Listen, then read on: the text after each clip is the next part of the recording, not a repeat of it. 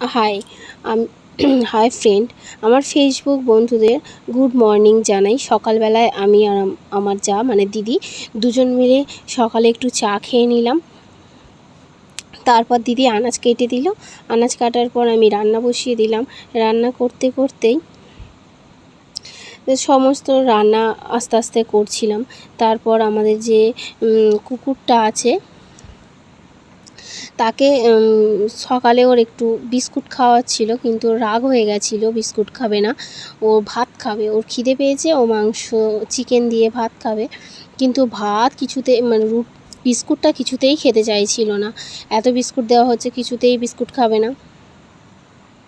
অন্য সময় বিস্কুট দিলে ও খেয়ে নেয়, সব বিস্কুটগুলোই খেয়ে নেয়, বিস্কুট খেলোই না। কিছুক্ষণ পর আমি ও চিকেন সিদ্ধ করে ভাত দিলাম, ভাতটাই খেয়ে নিল।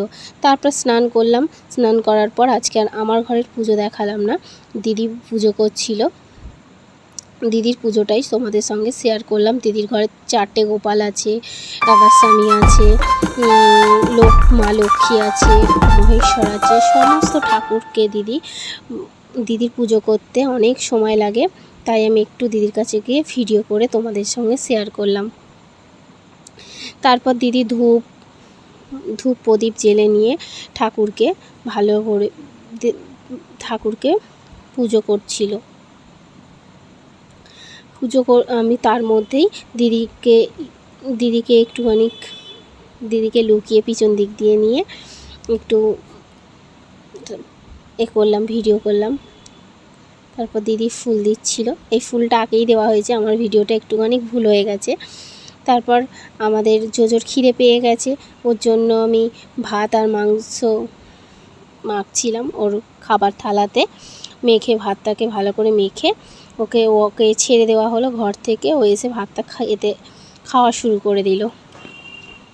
ওর ভাত খাওয়ার পর তারপরে ওর খাওয়া হয়ে যাওয়ার পর ওকে ওর ঘরে দিয়ে আসা হয়েছিল। তারপর আমরা খেয়ে দিয়ে নিয়ে তারপর ওর হাতে অ্যাক্সিডেন্ট হয়ে এরকম 15টা সেলাই পড়েছে। ওর হাত ড্রেসিং করছিল দিদি, ড্রেসিং করে মলম লাগিয়ে দিচ্ছিল, ভালো করে ড্রেসিং করছিল, ড্রেসিং করে মলম লাগিয়ে ব্যান্ডেজ করছিল। তারপরে ওষুধ খেয়ে শুয়ে পড়লো। ওর কিছু ওষুধ শেষ হয়ে গেছিলো, আমি সন্ধেবেলা আনতে গেছিলাম, ছেলেকে পড়তে দিয়ে আসতে গিয়ে ওষুধ নিয়ে এলাম। ওষুধ, তুলো, ব্যান্ডেজ শেষ হয়ে গেছিলো। কাল বৃহস্পতিবার, ফুল আনতে হবে, একটু ঠাকুরকে ফুল দিয়ে পুজো দিতে হবে, তাই ফুল নিলাম।